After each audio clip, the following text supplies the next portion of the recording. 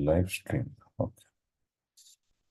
Om Ajnanatimirandasya Jnananjanashalakaya Chakshurunmilitam Yena Tasmai Shri Gurave Namaha Shri Chaitanya Manobishtam Stapitam Yena Bhutale Swayam Rupa Kadamayam Dadati Svapadandikam Vandeham Shri Guru Shri Yuta Padakamalam Shri Gurum Vaishnavamscha Shri Rupam Sagrajatam Sakagana Raghunatanvitam Tam Sajivam Sadvaitam Savadutam Parijana Sahitam Krishna Chaitanya Devam Shri Radha Krishna Padam Sakagana Lalita Shri Vishakhanvitamscha He Krishna Karuna Sindhu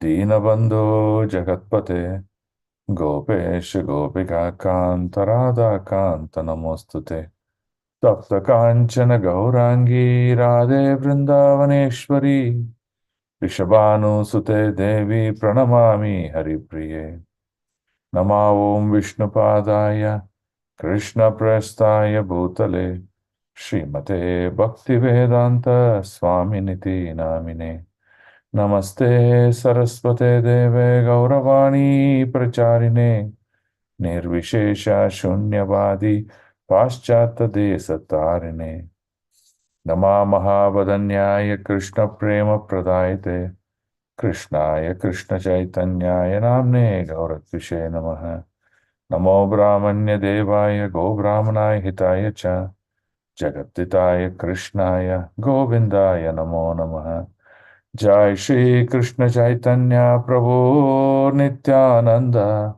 Shri Advaita Gadadhara Shri Vasadi Gaura Bhakta Vrinda Hare Krishna Krishna Krishna Hare Hare Hare Rama Rama Rama Hare Hare Ite Cham Sakala Pumsa Krishnastu Bhagavan Swayam Indriyari Vyakulam Lokam Mridayante Yuge Yuge. Okay, so let's continue from what we left in the previous classes. So we are in the middle of Bhishma Stuti. So Bhishma Stuti consists of three portions, right? The first portion is Bhishma Dev showing compassion, revealing facts about who is Supreme Lord, and revealing facts about, the real position of the Pandavas, right?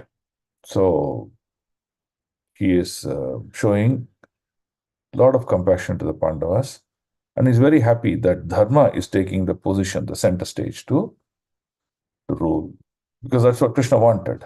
Dharmam Shushakshat Bhagavat Pranita.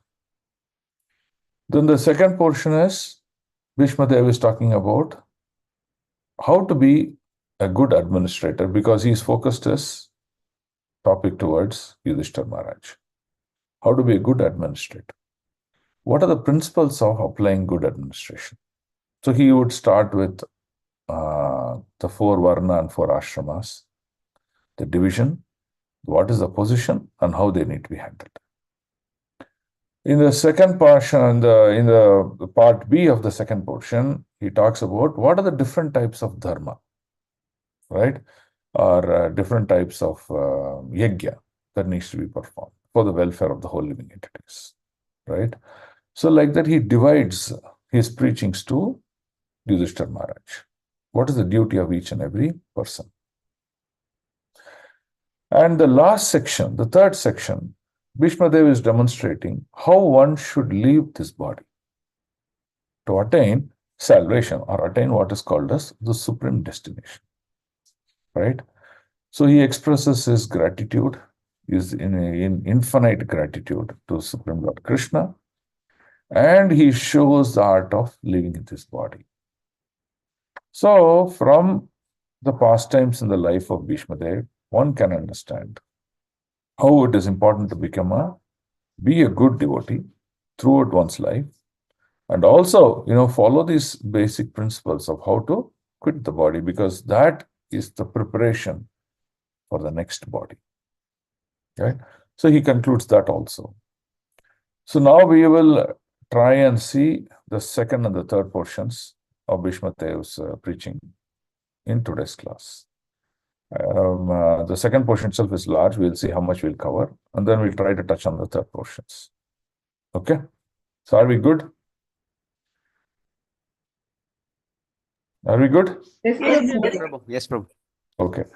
Now, how is the purport learning going on? Are you all learning purports, reading the purports after the class? Yes, Prabhu. Yes, Prabhu. We're revising and coming it. Okay, Yes, good. Prabhu. So you will be in good context, clearly understanding what is what there. So me and Pawan Prabhu had a discussion very recently. So what we are thinking is this everyday morning Bhagavatam class you have now, this Monday to Friday. 1 or 2 days, we are thinking of introducing this reading of these purports again, so that consciousness instills with the right information, so that at every point in time we are able to relate, okay, why this happened, why this not happened, why did Bhishma talk like this, why did he not speak like this, right? So that's what we are trying to work it out. So we'll just let you know. Based on that, we'll make some slight changes in the morning program so that it can benefit all the devotees. Just a second.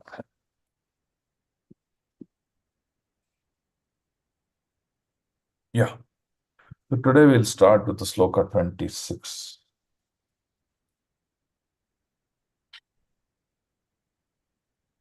Okay. So we just finished that Bhishma Dev glorified the Supreme Personality of Godhead, Krishna, and he educated the whole world. What is his actual position? Who is he? And what is his actual position? And he said, even though he is so great, he is the creator of this entire universe or whatever you see. He is having so much of love, and he is making himself very simple, downtrodden. He is coming to this world, and then just like an ordinary person living all among all of us, and he's exhibiting modest pastimes. So that is the glory that he talked about all this time. Okay. So now we will talk on the sloka number 26. Canto 1, chapter 9, text 26. Purushasva bhava vihitan yata varnam yata shramam vairagya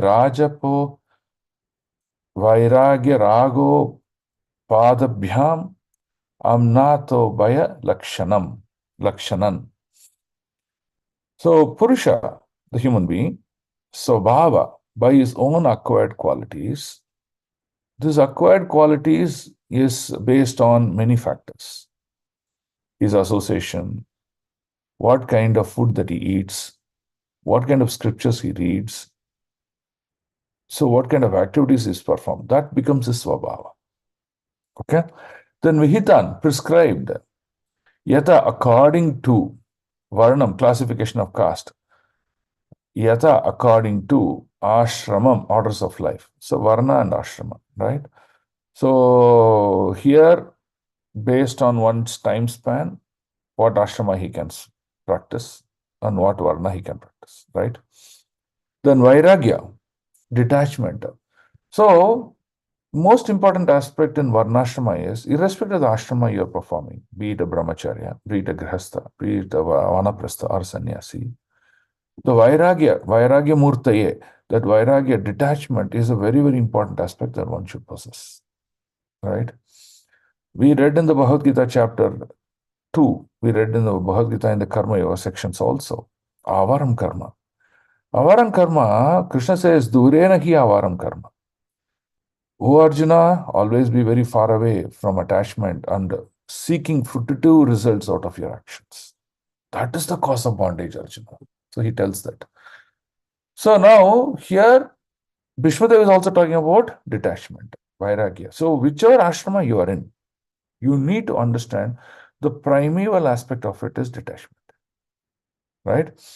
You should have detachment and attachment. Now, why is he talking both? So he says detachment from your fruitive benefits and material activities, and attachment to the Supreme Personality of Godhead, right? Upadhyabhyam, out of such designations, Amnata systematically ubaya both lakshanam symptoms, right? So you have to practice in such a manner that step by step you're able to accomplish what is called as detachment.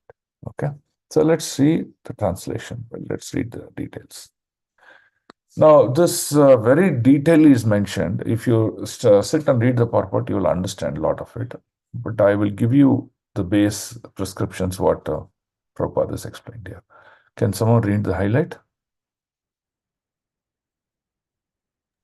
Hare Krishna. Bhishma Deva first defined all the classifications of castes and orders of life in terms of the individual's qualifications. Then he systematically, in twofold divisions, described counteraction by detachment and interaction by attachment. Hare Krishna. Hari Hari. Okay. So now let's look at, I'll just read this part of the purport. Okay. Now let's look at the prelude. Okay. The conception of four castes and four orders of life, as planned by the Lord Himself, Bhagavad Gita 4.13, is to accelerate transcendental qualities of the individual person. See, when the Lord brings in a system, the purpose of the system is not to one to enjoy and then to lead a comfortable life. No, to develop transcendental qualities, to develop spiritual consciousness. That's the purpose. Okay. Then he may gradually realize his spiritual identity and thus act accordingly to get free from material bondage. See, the goal of one's life is to free from this material bondage as far as material activities are concerned. If we do anything that increases our material bondage, that means we are not making any progress. The human birth itself is defeated in its purpose. That's what you have to understand, right? If the conditioning continues to exist, then sufferings will exist. Krishna says, this place I created is place of sufferings. Why are you making eternal plans to live here? So hence the Lord brings in a lot of rules and systems so that one can come out of this conditioned life. In almost all the Puranas, the subject matter is described in the same spirit. That means the underlying meaning of the Puranas is the same. What? How to get out of this conditioned life. How to get detachment. How to come out of this material bondage. This is the underlying message. But it is given in different formats and different dosage according to one's intelligence. Okay.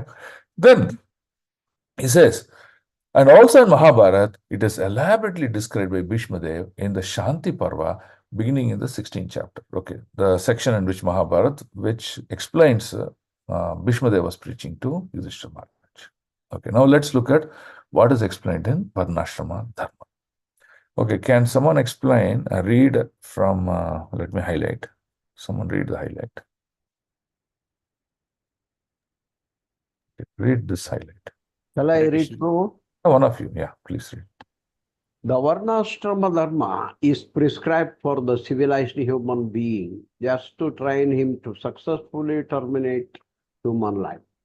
Self-realization is distinguished from the life of the lower animals engaged in eating, sleeping, fearing, and mating. Bhishma Deva advised for all human beings 9 qualifications: not to become angry, not to lie, to equally distribute wealth, to forgive, to beget children only by one's legitimate wife, to be pure in mind and hygienic in body, not to be inimical toward anyone, to be simple, and to support servants and subordinates. One cannot be called a civilized person without acquiring the above mentioned preliminary qualities. Thank you, Prabhu. Hari Hari. Okay. Now let's understand the two aspects of this. Very brilliantly, he's explaining. Okay. So now I will take an example.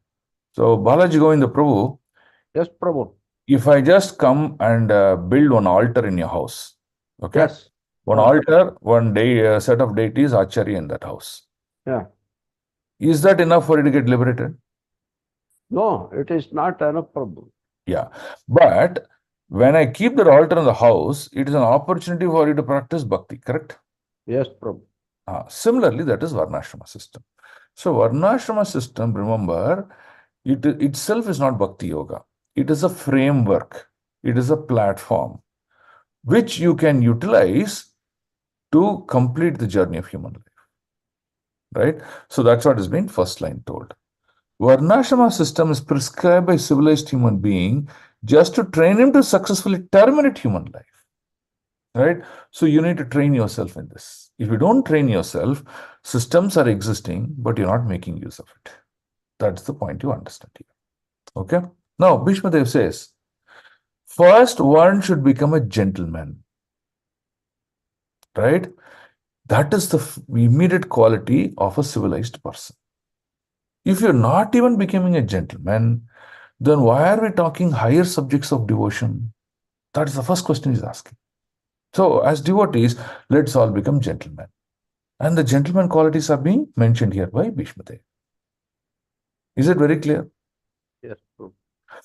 It is contradictory by saying, Prabhuji, I am chanting 16 rounds, I am doing deity worship, I am doing this, but you know what? I misbehave with devotees. I lie a lot. I fight with them. Then you see, you're contradicting. You're a split personality. Right? Now, you increase this to become more subtle in nature. Right? You go to the temple and you are only talking about, oh Lord, please take care of me. Oh Lord, take care of my wife. Oh Lord, take care of my children. Only about me, you please take care. Right? You see, is this correct from a Vaishnava point of view? No, No. Prabhu. See, this is what the subtle realizations are. So we should become gentlemen. Once we become gentlemen, then we can see almost all in relation to the Lord. Then you will ask for welfare of the entire society, welfare of the entire civilization. And that is how acharyas have become exalted personalities. Because they never think about their family. Let's take life of Srila Prabhupada. Srila Prabhupada has many sons. Many of them are still living. Okay? Now, during his time, you know how he started? He started with a very small amount with him. But by instantiating ISKCON, by preaching, many devotees joining, and throughout the world, thousands, not thousands, lakhs of devotees joined the movement. And money just poured. Billions of dollars poured. Did Srila Prabhupada use, when he created GBC or when he was in the last, did he write any will? Okay, from ISKCON, please give 25% to my children. They need to be taken care. No, he did not do that. When his son approached him, seeking money, he said, this is Krishna's money. It has to be used in service of Krishna. It cannot be given to you. If you practice bhakti, automatically the Lord will take care of it. You can join the movement, you can be part of it, but you cannot do sense gratification for your own benefit. So you see how Prabhupada is thinking. You see how a great leader is setting an example. So this is what Bhishma Dev is talking about. Right? So now he's talking about the next section, he's talking about what is a Brahmana. Right? He says Brahmanas are the knowledgeable class. They are called Pandits. What's the meaning of Pandits? Pandits have two aspects in them. One is called book knowledge, the Shastric knowledge, and another is what is called as realized knowledge. What is Shastric knowledge? They would go to Gurukul. Under the guidance of the Guru, they would practice reading scriptures on a regular basis. That is Shastric knowledge. But when does he become a Pandita? He becomes a Pandita. Bhagavad Gita says, Vidya Vinaya Shampanne Brahmane Gavi Hastini Suni Chaiva Pakecha Pandita Shamadarshinaha. So when does he become Pandita? When he sees everything as energy of Lord. The spirit soul is also energy of Lord. This material creation is also energy of the Lord. When he sees that all of them are in relation to the Lord, then he sees everything on equality. He says, that is a Pandita. For him, he always talks about welfare of the entire society. He doesn't distinguish. So, that is called as Brahmana, an intelligent person. Such Brahminical classes are the one, they take the society to the next level. They they uplift the consciousness of the society. So hence, the Brahminical class need to be worshipped. So, Bhishmadev is talking about what is the classes of this Brahminical class, what are they qualified, and how they should be, playing a role in a society. So hence, Bhishmadev is telling Yudhishthir, oh Yudhishthir, you may know what is dharma, but you may not know how to apply dharma at what point in time, what context, right? So hence, the Brahminical classes must be cultivated who will guide the society to success. Now, in the context, what will happen? The Brahminical class may not guide the society directly, but they will guide the king to bring in policies, rules, and regulations and things like that by which the entire kingdom can follow. He says, this is what the purpose. The Brahminical class will introduce Vedic subject knowledge in the system of learning. So the king will bring in as a method of curriculum so that all the civilizations, all the men in the kingdom will go through study of Vedic knowledge. You see how an advice happens and how king administers it. So he says this is the purpose of a Brahminical class. Then he talks about Kshatriya class. Kshatriya class is called as an administrative class. What does administrative class do? They manage the entire society or the kingdom. The Brahminical class can accept charity. Why? Because they don't do any business or job or any activity that will give them money to maintain their body and their life or whatever it may be. But a Kshatriya, so hence they can accept charity. But a Kshatriya class can collect taxes. These taxes are called spiritual tax.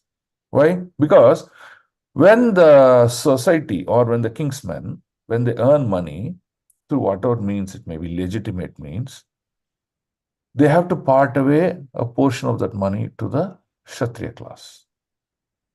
In turn, the Kshatriya class administers them with good spiritual life, overall spiritual life, overall health life. And they will be able to take care of the kingdom. And hence, it is said that the Kshatriya class cannot accept charity, but they can only give charity. But where does the money come from? The taxes that the society pays to the government. Right? So, he talked about very detailedly what is the role of the Kshatriya class. Right? And Kshatriya class should learn this political science, the military science from the Veda, that sections of those Veda Shastra very nicely. Of course, they will also learn the Shastric, the Vedic Shastric also about God and creation and the duties and responsibilities, all these things. But apart from that, they will focus on these things very nicely. Because they take a vow. Just like how a parent takes a vow to shelter his children, the administrative class take a vow to protect their entire kingsmen. Right? Okay. Now it comes to the third. He's talking about the third section of people. He says, the Vaishya, the members of the mercantile community. The mercantile community are the one who involve in increasing the economic activity of a society. Without economic activity, you will see farming, you see many activities connected to agriculture, cow protection cannot happen. So, this mercantile class is the one that involved in all these things. But they need to be directed, they need to be administered. Administered by the Kshatriya, but they will be directed by the Brahmanas. So, under the guidance of them, this Vaishya community or the mercantile community, they flourish. Now, importantly, Bhishmadev is talking about cooperation. All these classes, the Brahmana, the Kshatriya, and the Vaishya, they need to cooperate among each other. If they do not cooperate, then you see that kingdom will fail, or that Varna Ashrama that has been implemented will fail, will not be able to succeed. So, The methodology of cooperation is in the hands of the administrative class. So you see, each one have a role to play in a society. When they play the role correctly, you see that society is a very, very wonderful society. And that's what we actually saw in Ramaraj, when Lord Ram implemented all these systems in Ayodhya.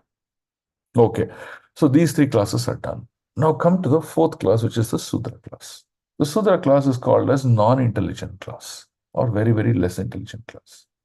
But they are stronger physically because they can do a lot of labor activity. Now, three important factors about Sudra.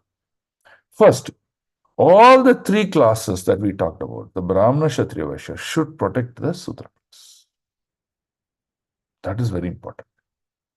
Now, what sort of protection? Protection does not mean you give ample money and things like that. Here is the problem with the Sudra class. The Sudra class does not know to distinguish between what is correct and what is wrong. So hence, money should not be given to them, because if you give money to them, they straightaway misuse them in breaking the four regulative principles. They may do illicit activities, they may do drinking, they may do all these things because they don't know, they don't have intelligence how to handle those things correctly. The society will fall down. So, the Sudra class, the Bhishma Dev is recommending that they can be given all facilities and support, but they should not be given direct money in their hands. Okay. Now, what is the benefit of the Sudra class? Sudra class, just by serving the other three classes and following the instruction as per the Vedic injunction, one can get liberated salvation. Right? So this is the sum and substance of this Sudra class. So, Bhishma Dev is talking about how these four classes of men, by proper cooperation, they can attain salvation. They can please the Supreme Personality of Godhead. And as a king, you have a very important role to play to ensure that these four classes are established according to one's nature and activities and work and duty, not based on what they claim, and make this implemented in your kingdom. Okay, so is this clear? Yes, Prabhu. We'll take the example of Arjuna. Yes, Prabhu. Arjuna is a great king and warrior. He learned the Shastras, but he went to a Brahmana to learn military science. Right? So you see, the Brahmana teaches. He teaches every aspect of it to our life. So today also in our society, when a Brahmana comes, why do we worship a Brahmana? Because he can give you realized knowledge. Just by one small association with him, he can give realized knowledge. That's why the Shastra says you worship a Brahman. Now, what sort of realized knowledge he gives? He gives realized knowledge that is God consciousness. And hence, he becomes a guru. Hence, he becomes Shakshat Daritvena Samasta Shastra. It is not different from Krishna, and hence you worship. By worshipping him, what happens? Go Brahmanai Hitaya Cha. So Krishna is pleased. Oh, the Brahmana class has been taken very well. That means they will surrender.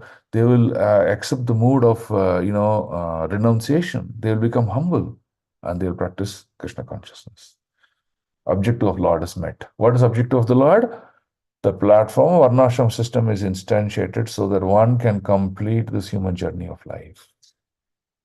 So, Lord's objective is met. So, it's clear? So, this is the instruction Bhishma Dev is giving Yudhishthira. Now, here in the section of Bhagavatam, it is very concisely explained. But if you read the Mahabharata, the real Mahabharata, which was spoken by Vyasadeva, there, very detailed, this itself is one big section. Every detail is mentioning what should Yudhishthira do. And Yudhishthira also is asking a lot of clarifying questions, and Bhishma Dev is explaining. So that's how this went. Okay. Now we talked about Varnashram system. Now Bhishma Dev is talking about occupational duties. Right? What should one do in his day-to-day life? Right? So that's the next look. 9.27. Let's read this.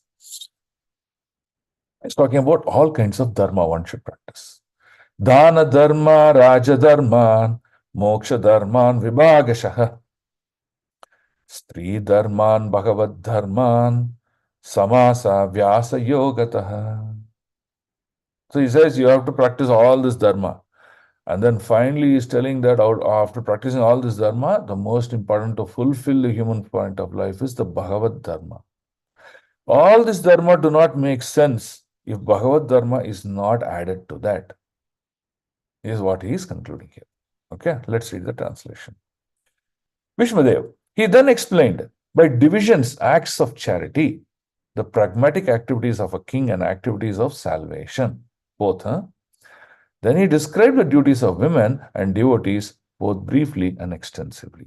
So let's read the highlights here. Okay, can someone read the yellow highlight? Hare A Krishna Prabhu. brahmachari or student should perform sacrifices. A householder should give charity. And a person in the retired life or in the renounced order should practice penances and austerities.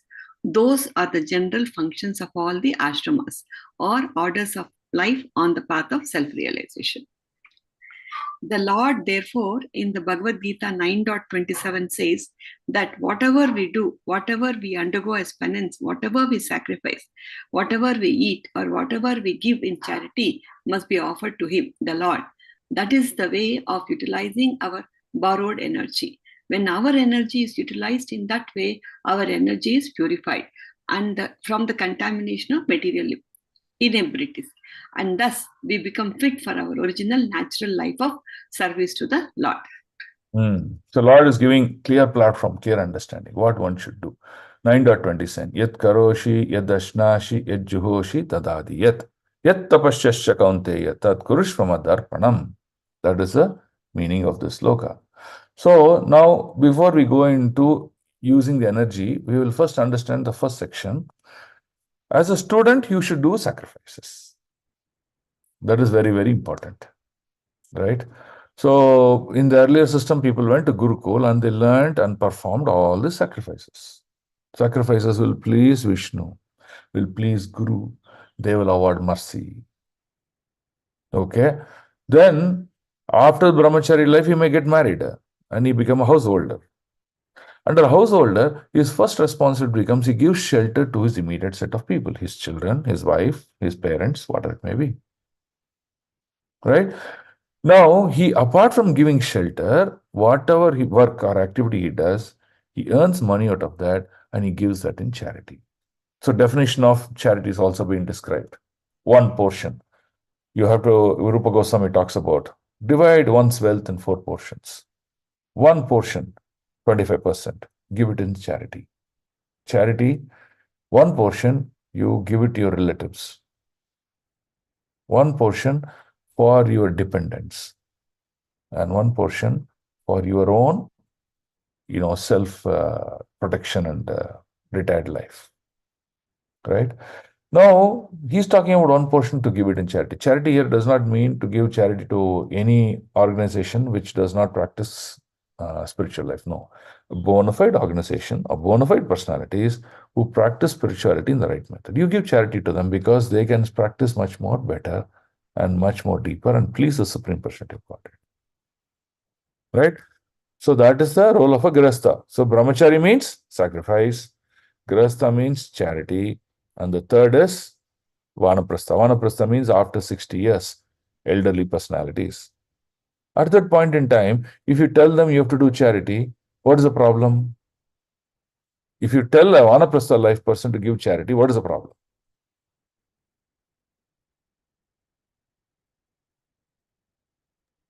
Hare Krishna?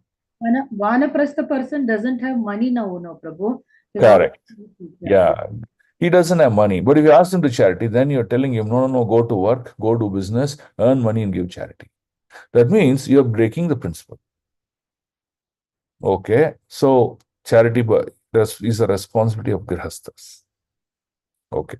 When a Grihastha takes Vanaprastha, he needs to focus on self-realization. He has to focus on meditation. He has to focus on austerities. Only that.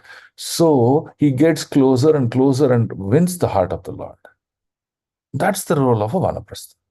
See, very beautifully, Prabhupada writes in this purport, what is the role that one should practice at various points in time in life? In the brahmachari life, he doesn't talk about charity. Why? Because as a student, he is more learning, he is not earning. How can you ask charity from him? So you see how the system is very brilliantly constructed. At what point in time, what activity you perform. Okay. Now then the Lord goes on talks about cleanse yourself. Okay. The best example we can give is the sun. Okay. Today in this earth, 30% is land and 70% is water. Okay. Now this water is all salty water.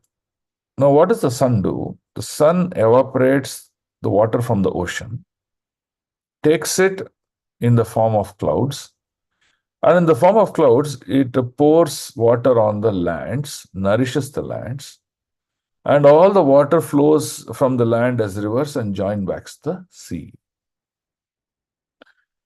Nothing new water came in or nothing got depleted. It is the same water, same thing got recycled in this land.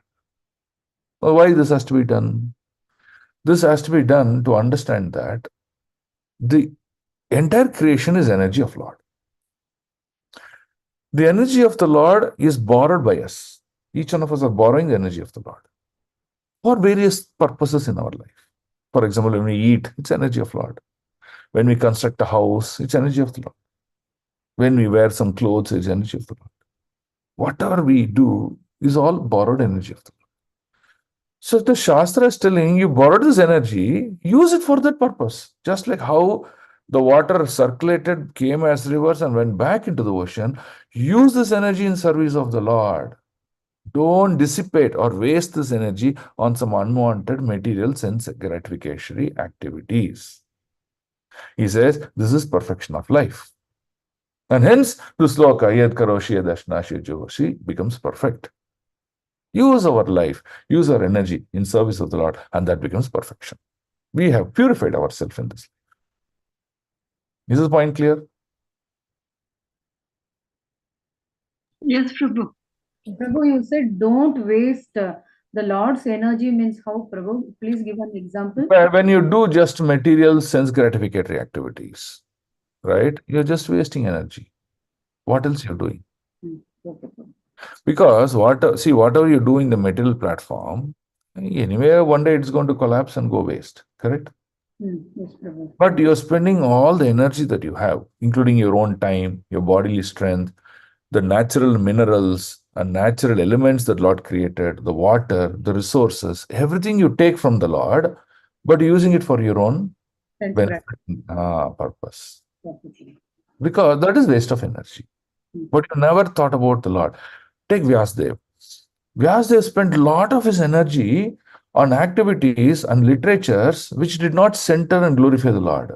What is the result of Vyasdev's energy? It's sad. Dissatisfaction.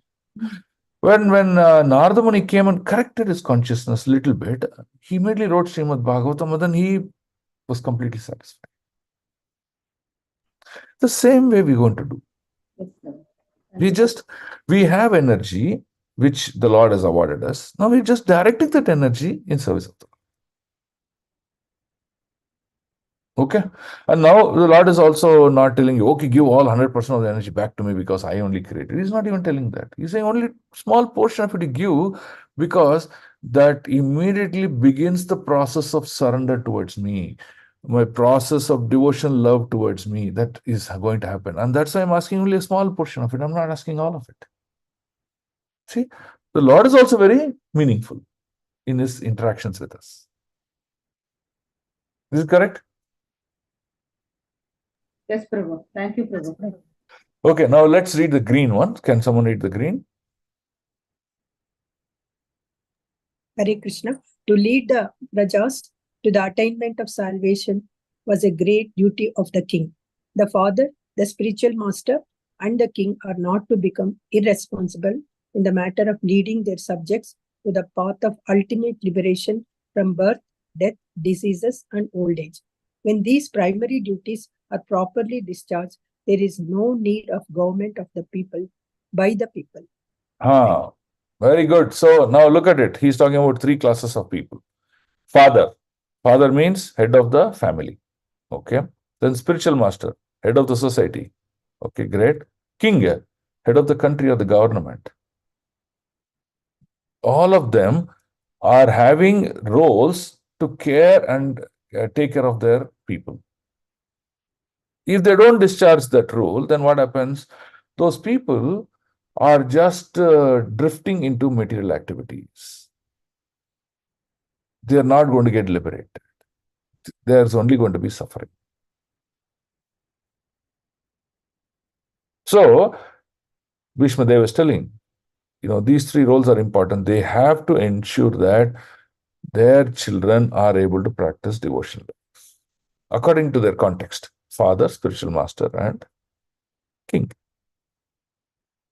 So, as a devotee, as a practicing devotee, we have a responsibility to get our children on the spiritual platform. Now, one may wonder and ask me a question, Prabhu, how much ever I try, they're not taking up. Don't worry, you do your duty. Whenever they're ready for the recipient of the mercy of the Lord, they will take it up. But for now, do your duty. Every opportunity, keep giving them their spiritual taste. Someday it'll happen. So as a father, keep that as a focus. As a spiritual master, don't teach the material subjects. As a guru, don't teach the material subjects. Oh, do this, do that enjoyment, go here, go there, make lots of money, build complexes. No. He's only telling very simple. Remember Krishna and discharge your devotion service to Krishna at all points in time. Spread this message to as many people as possible. That's the role of spiritual master. So nothing else he performs. The king is also supposed to do, but unfortunately, instead of a Kshatriya and a Brahmana ruling this country or any country in the world, the Shudras or Chandalas that was ruling the country, and hence the countries are suffering. So we need to have a Raja Rishi as the king of a country. And this is called Raja Dharma. Right? So like that, Bhishma Dev is talking about different kinds of dharma. Hare Krishna, Prabhu. I just wanted one little clarification, Prabhu. Yes, Mataji. Prabhu, they said the brahmachari should conduct sacrifices, no, Prabhu? No, brahmachari. Yeah, brahmachari, correct. Does it mean that he should control his senses and concentrate on studies, or the fire sacrifices, Prabhu? See, fire sacrifice are not recommended in this age. Okay. He has to perform Sankirtana Yajna as a sacrifice. Okay. Then I didn't hear, Prabhu, what you said. he has to perform Sankirtana Yajna as a sacrifice. Okay. But When let me complete. When he performs Sankirtana Yajna, in the brahmachari life, he has an opportunity. Oh, he can involve and do many things. So today, that's what's happening in the student society. Many of the students are drinking at a very young age. They're smoking. They're living in relationships. They're deviating in all these paths. So as a brahmachari, when you take up the Sankirtana Yajna, and then you have a control of your senses, then you see you're really elevating yourself to the higher level. Yes. So the sacrifices for brahmacharis is to do Sankirtana Yajna. Okay. Yeah. We need not perform fire yajna because they're not recommended. He can perform Sankirtana Yajna. Yeah. So not just concentrating on studies and controlling his senses. That is not his called sacrifice. Senses is important. When he performs Sankirtana Yajna, he will be able to control the senses. The net results of these both is the evolution of or the awarding of the mercy in the chit potency. That means knowledge. Automatically, he will gain enough knowledge to surpass the understanding of various subject matters. So he will do very well in his education when he performs these two things: controlling of senses and performs some Sankirtana during his student life. Yes, Prabhu. Thank you so much, Prabhu. And for retired people, Prabhu, penances and austerities means doing this Navavida Bhakti, Prabhu. Yeah. So you are not going to go and work to produce charity. What are you going to do? You're going to do everything that will make you to remember and connect with the Lord. Yes. You will follow Ekadasi. In a Grihastha life, when you follow Ekadasi, you may only focus more on fasting. and you may do morning chanting and arati. But in a vanaprastha life, apart from doing that, you will focus more on remembering the Lord and Lord's activities. He will do services. He will read the scriptures and internalize them in his heart. So, like that, he will only lead that kind of a life. He will not get into family politics, government taxation, all other things he will not do. But to guide children, we can do little bit now, Prabhu. Yeah. That is again an austerity, no? To give shelter to someone is an austerity. Yes, thank you so much. Good. Okay, can someone read the green here? Green.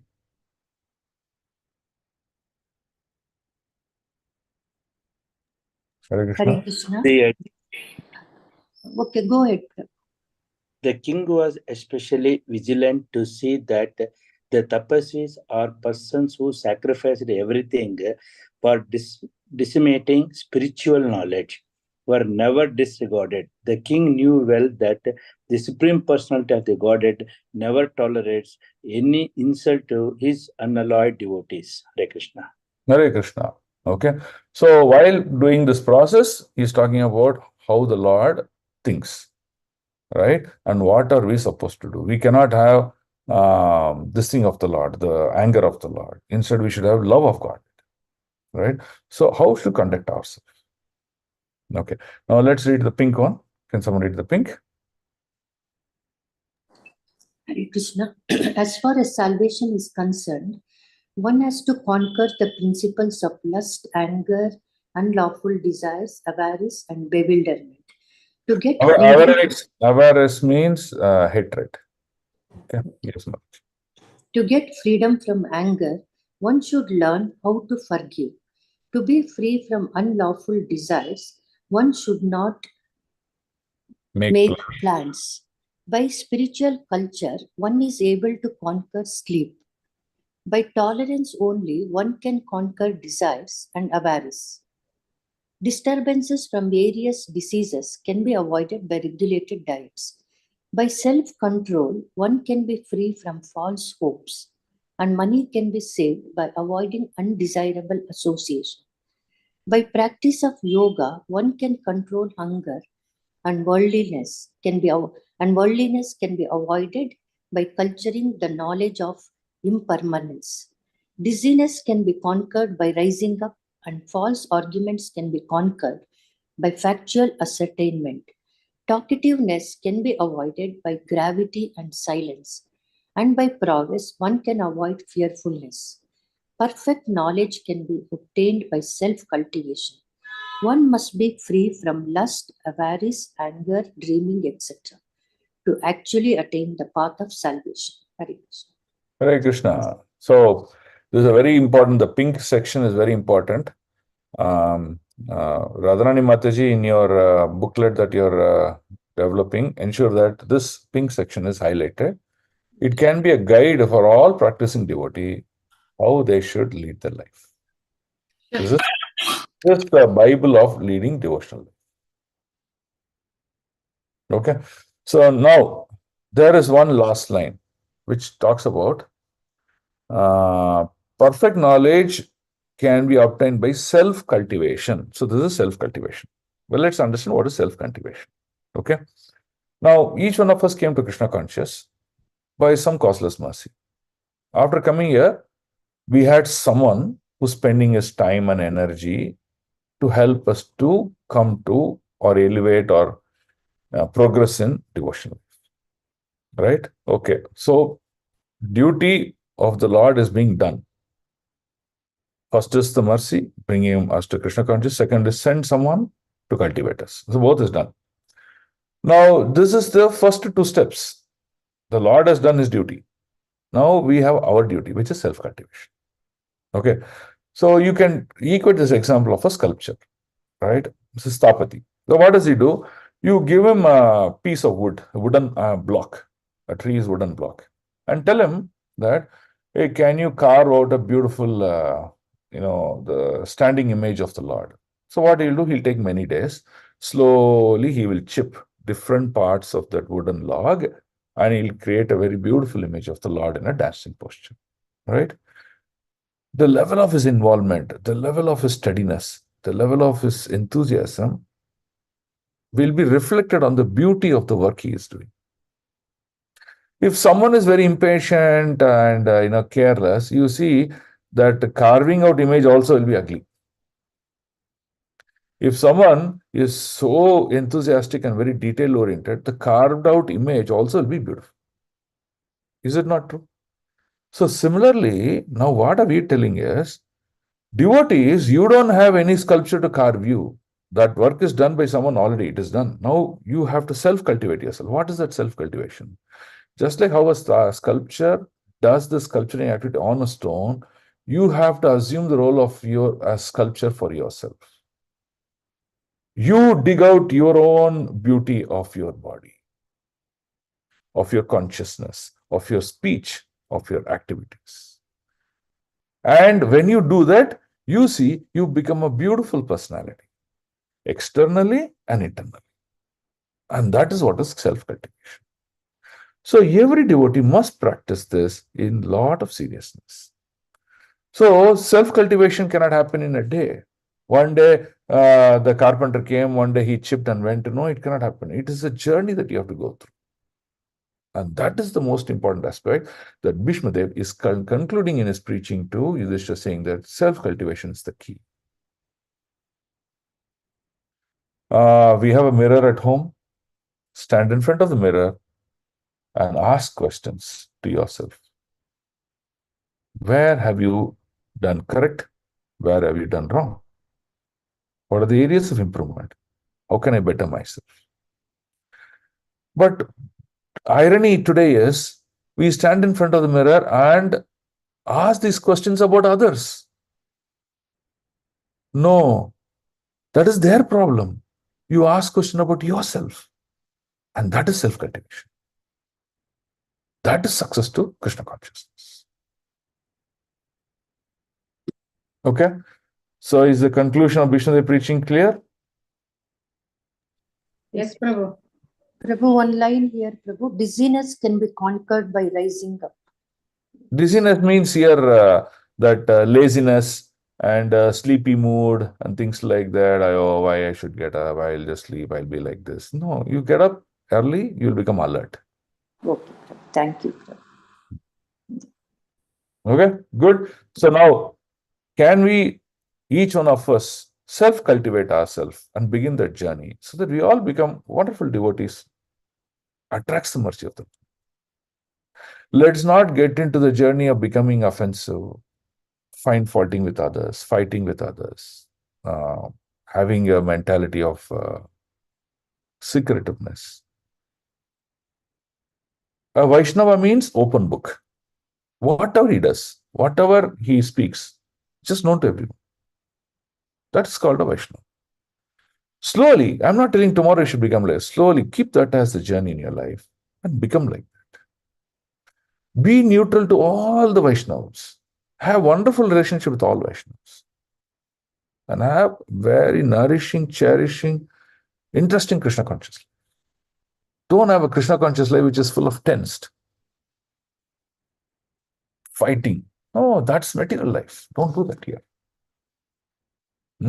Bhishma Dev is telling all these things. Okay, so let's go to sloka number 28. Dharmartha kama mokshamscha sahopayan yata mune nanakyena nanakyenetihaseshu varnayam asha tattvit. Translation. Then he described the occupational duty of different orders and status of life, citing instances from history, for he was himself well acquainted with the truth. So now first we talked about the general duties. Now occupational duties. In these occupational duties, what should I do and how should I do? There are examples in Bhagavata Purana, in Mahabharata Purana, in Ramayana Purana. So you take from them, hey, how did Chitraketu Maharaj deal? How did Bhakta Dhruva deal? How did Prahalad Maharaj deal under various circumstances? How did great personalities like Kapila Muni deal? So you read these and you reflect on how I should lead my life. Right? So that is what is called as occupational duties. So now Bhishma Dev is telling what are the occupational duties one can realize from examples of others. And where will you get examples of others? By reading this Puranas.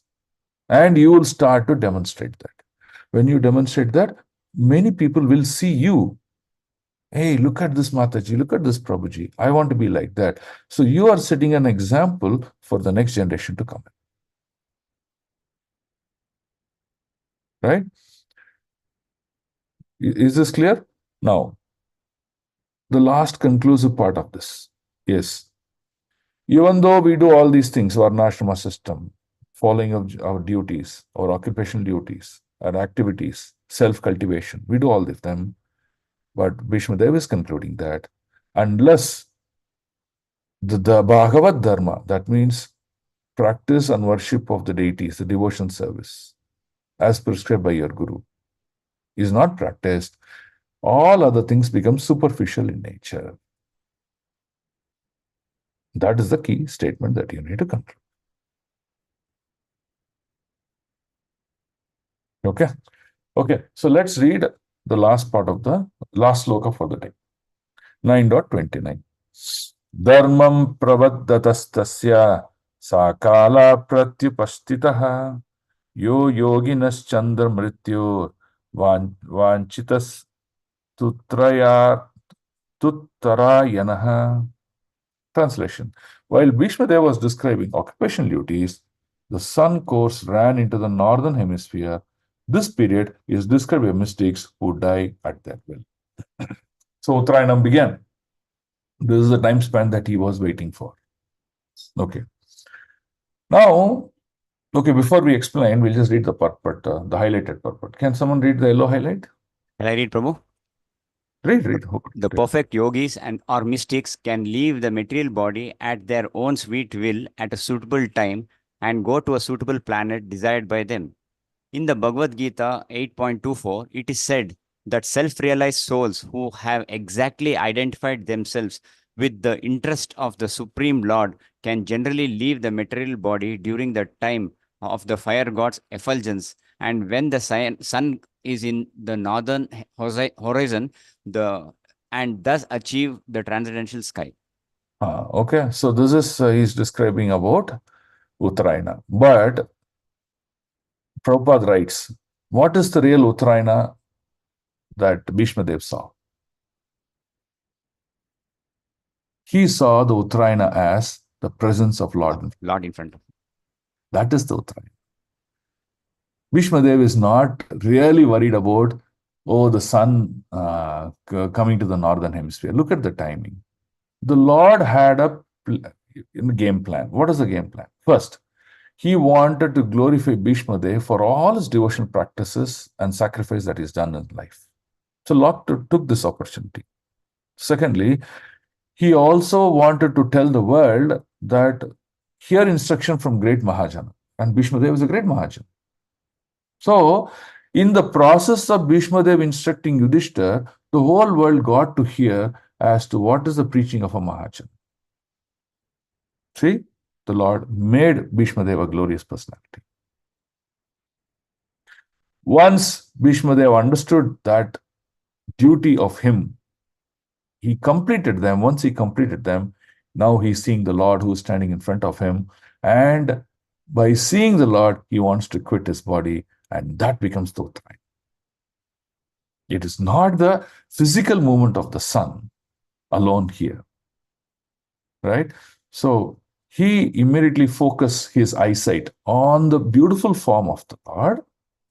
By seeing the beautiful form of the Lord, he immediately opens his life air and quits that body and attains a perfect stage in the transcendental sky. So you see how a devotee very gloriously leaves his body. Now you may wonder, Prabhuji, Krishna was there, he came in front of Bhishma Dev and he was able to see him and leave the body. What about us? For us, it is the chanting of the holy name. When we chant, Lord will manifest in his holy name. Lord will manifest in your heart. Whatever darshan he gave to Bhishma Dev, the same darshan each and every devotee will get at the time of passing of his body. They will attain the transcendental sky. So this is the key of understanding how pure devotees they leave their body. Okay. In the next class, we will be reading more details about, especially he's quoting from chapter 8, because chapter 8 is all about leaving the body of Bhagavad Gita. So from 5 to 15, these 10 slokas, we will be reading the next class. We will read the sloka and the purport, not the purport, the translation, and just the meaning of it.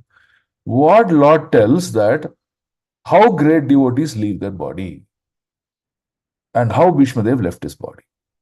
Right? So that's what we will read and conclude in this Bhishma Dev Stuti. Okay? So now I will end my explanations and detailing here. So any questions, let me know. We can take it up. Prabhu, how much Bhishma Dev must have done MM Vapi Smaran or Satatam Kirtayanto for the Lord to be in front of him now, Prabhu. So this is setting an example for all of us who are listening to you, Prabhu. And one more thing I want to tell Prabhu, the main theme of today's class from Bhishma Dev to Yudhishthir is actually for us by sculpting the instructions of Bhishma Dev in our life, finally becoming a beautiful devotee so that Lord embraces us, Prabhu. Yes, perfect. Well summarized. Thank you, Prabhu. Hare Krishna. Okay.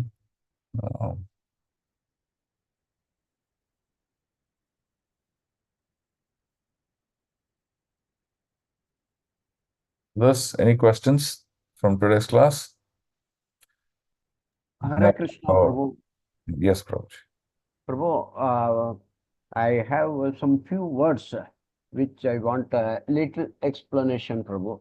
This Vaishya community, they are said to be mercantile community. Yes. This also you have explained. Can you kindly little elaborate it, Prabhu? This mercantile meaning, that's all, Prabhu. I have few words, Prabhu, 4-5 words. Just meaning you give, Prabhu. That's enough for me. No, meaning is very simple. They are the business community. See, for example, for a country to live, to live, for anyone to live in this world, you need basic things, right? You need food. Yeah. You need food, then you need shelter, you need clothing, and then you need certain simple things, correct? You need all these things. Yeah. Now, without this, you can't live. So now how will you get these things unless you perform activity? Activity as farming, activity as economic development. Unless you do this, you can't do. For example, I need water every day, but everyone can't live near the pond. Correct. So what we need to do, wherever we live, we need to make an arrangement so that we are able to get water from the source to the place that we are living. So like that, you see, for every aspect of the living, there are many activities that are required.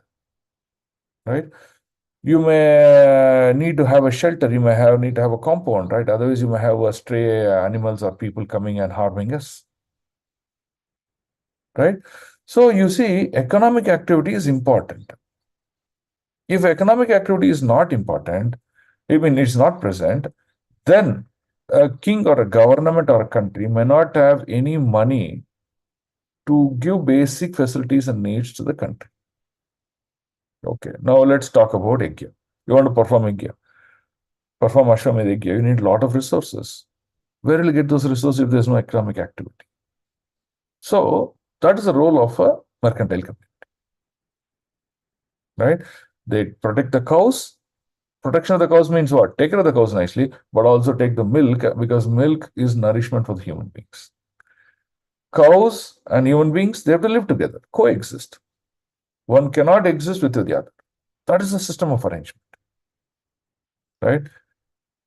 We read that in Bhagavad Gita, right? Yes, Prabhu. So same. Okay. Prabhu, what is this pragmatic, Prabhu? Pragmatic means practical. Practical. Okay. And inebriety. In engineering college, if you go, you read science subjects, right? For example, you read control theory, right? Okay, pneumatic engineering you read, you understood resonance, you understood how liquids behave, like that you understood. Theoretically, you understood. Now you want to know practically how gases behave, how liquids behave. So they'll take you to a lab, a physical lab, and then they'll show you, okay, this is Doppler effect.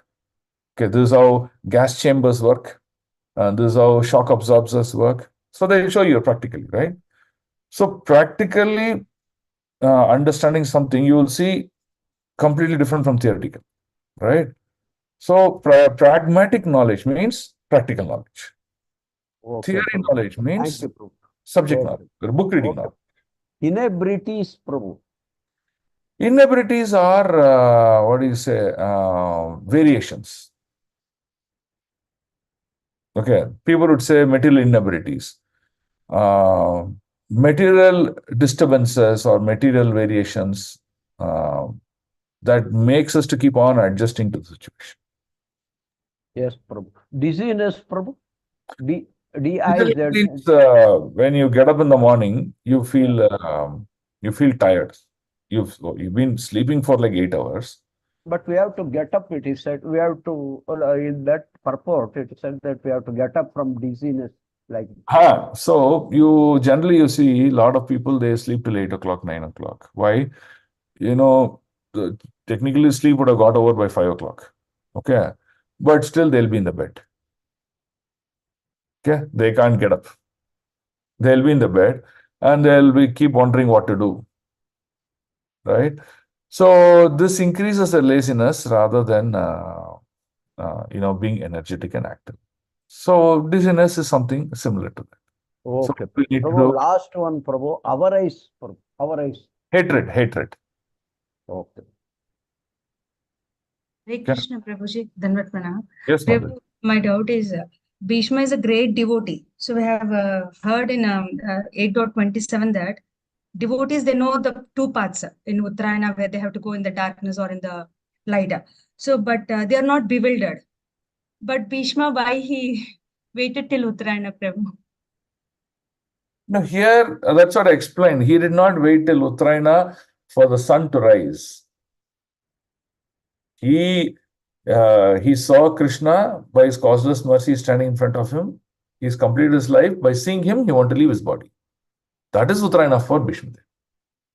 But why he waited for this time is because Lord subtly has instructed Bhishma Dev that it is your duty to educate this world about Bhagavatham. So he is taking this opportunity to explain Yudhishthira, by which he is explaining the whole world. Once he's finished all this explanation, he sees the Lord, and that is the Uttarayana. Yeah, okay, Prabhu. Yeah, is it clear, Mataji? Yes, Prabhu. Yes, Prabhu. Maybe Uttarayana, for Pandavas to come to him. yes. The Lord as Antaryame is instructing Bhishma Dev, hey, you have an important duty to perform before you leave this body. Please wait. So, he's waiting. Yes, Prabhu. Okay, excellent. Hare Krishna Prabhu, I also heard Lord Krishna is called as Uttarayana because he went inside the womb of Mother Uttara. Prabhu. Yeah. So he was waiting for that Uttarayana, they said. Prabhu. Yeah, that Uttarayana refers to Krishna directly. Thank you. Yeah, good point. Any other questions? Today class is actually very in-depth class with full of realizations and discussions. I hope you all paid attention and you nourished it. The greater nourishment you experience, the greater your qualities of devotional life.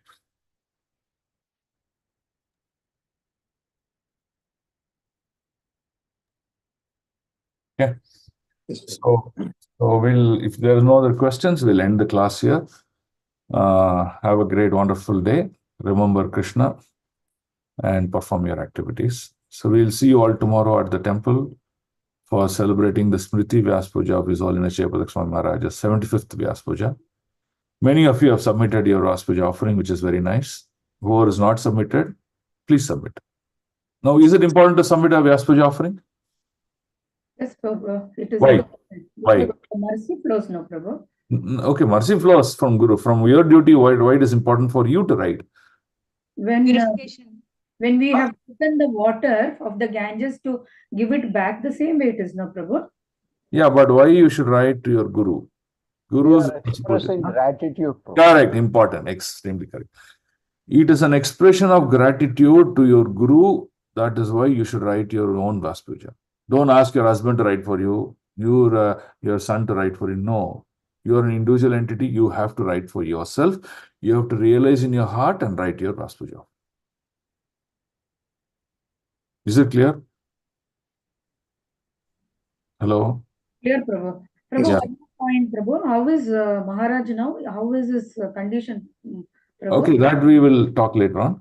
So, Vyaspuja is important. So, I want every initiated disciple, every 16th rounder, to please write the Vyaspuja offering. You have to sit and think what you realize about Guru Maharaj. What is it that he's played a role in your life? And what gratitude, what thanking you message you want to express to your Guru Maharaj? Please write down. And humble obeisances is for other Vaishnavas. To your Guru, it should be respectful. It should be respectful obeisances. Don't write humble obeisances. Okay? All of you are forgetting the basic rules. Express respectful obeisances to your Guru. Thank him for whatever he has done in your life. And seek more mercy so that you can become better in your devotion life. And that should be the construct of your Vyaspuja offering. Okay? So glorify your Guru, seek his mercy, become a great devotee. That should be the construct. So please offer Vyaspuja offering. Don't miss. Even if it is one line, please write. Don't miss. Yes, Prabhu. Okay? I hope I've inspired you enough to write the Vyaspuja offering. Please do. Definitely, Prabhu. Okay? Whomever, whichever Guru you're aspiring. If now currently, if someone says, Prabhu, I'm not aspiring any Guru, what shall I do? Write on Prabhupada, no problem. But Vyaspuja offering means must be written. Don't miss. Even one liner, still good. Just say thank you, Guru Maharaj, for everything. Still, it's an offering.